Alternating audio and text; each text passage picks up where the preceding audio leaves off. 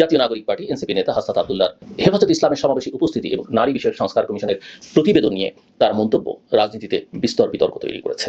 তার চেতনায় যে প্রকাশগুলো দেখি সেগুলোর মধ্যে আধুনিকতা নেই, সেগুলোর মধ্যে ভবিষ্যৎ নেই, একটা অতীতমুখী প্রবণতা, একটা অন্ধকারময় জগতের প্রতিচ্ছবি যদি আমরা দেখতে পাই। যে ইসলামপন্থী গোষ্ঠী বা ইসলামপন্থী রাজনৈতিক দল আর ইসলাম কিন্তু এক নয়। একটা ট্র্যাডিশনাল ইসলাম যেটা আমরা সবাই প্র্যাকটিস করি, আর একটা পলিটিক্যাল ইসলাম যেটার মধ্য দিয়ে আসলে রাজনৈতিক স্বার্থে ধর্মকে ব্যবহার। দ্বিতীয়ত, এই বক্তব্যে নারী অধিকারের প্রশ্নে একটি রক্ষণশীল ব্যাখ্যাকে অগ্রাধিকার দেওয়ার প্রবণতা স্পষ্ট, যা জাতীয় নাগরিক পার্টি বা এনসিপির মতাদর্শগত অবস্থান নিয়েই প্রশ্ন তুলেছে। হেফাজতের মতো কট্টর ইসলামপন্থী গোষ্ঠীর সঙ্গে এনসিপির এই প্রকাশ্য সম্পৃক্ততা এবং হাসনাত আব্দুল্লাহর বক্তব্যকে অনেক বিশ্লেষক ব্যক্তি অবস্থান বলে মানতে নারাজ। ফাঁদ নাম্বার 3, তোমাদের রাজনীতি বিপজ্জনক। জিল্লুর রহমানের এই বিভাজনের ন্যারেটিভ। জিল্লুর রহমানের এই ভিডিওটি আমি বারবার দেখার চেষ্টা করেছি এবং বোঝার চেষ্টা করেছি তিনি কি বোঝাতে চাই। তিনি খুব সূক্ষ্ম সুন্দর ভাষায় ইসলামী শরিয়া হেফাজত নিয়ে যে সমালোচনা করেছেন, এট দ্য এন্ডে তিনি এনসিপি কে পর্যন্ত এখন শত্রু বলে মনে করেন আমার মনে হয়েছে।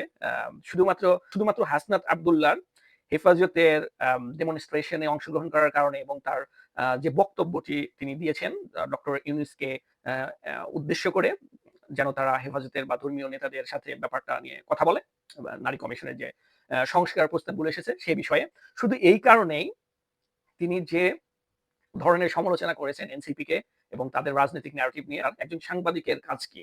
মতামত দেওয়া, না অ্যানালাইসিস করা, না সংবাদ তুলে ধরা? এটা আমরা পরে ইনশাআল্লাহ দেখব।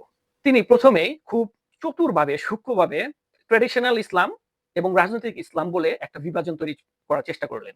তিনি বোঝাতে চাইলেন সাধারণ মুসলমানরা ভালো, কিন্তু যারা ইসলামী রাজনীতি করেন এবং ইসলামী শাসন প্রতিষ্ঠা করতে চান তারা খুবই খারাপ, তারা কট্টরপন্থী এবং তারা পশ্চাৎপদ এবং তারা রাজনৈতিক স্বার্থে ধর্মকে ব্যবহার করেন। কিন্তু মজার বিষয় হলো তার নিজের আচরণেই এই বিভাজনের ফাঁকি ধরা পড়ে যায়।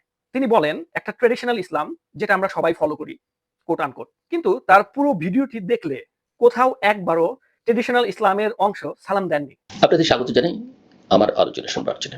আমি অ্যাটলিস্ট দুইটা ভিডিওর প্রথম শেষ মোটামুটি দেখেছি, আমি কোথাও সালাম সেটা আমি দেখতে পাইনি। তাহলে প্রশ্ন আসে, ট্র্যাডিশনাল ইসলাম যেটা জিল্লুর রহমান বোঝেন আসলে কি, এর ডেফিনেশন বা সংজ্ঞাটা কি একটু জানা দরকার। তিনি কি এমন কোন ইসলামের কথা বলছেন যেটা শুধু ব্যক্তিগত ইবাদতের পর্যায় পর্যন্ত সীমাবদ্ধ থাকবে? তাকে আরেকটু ক্লিয়ার করা প্রয়োজন।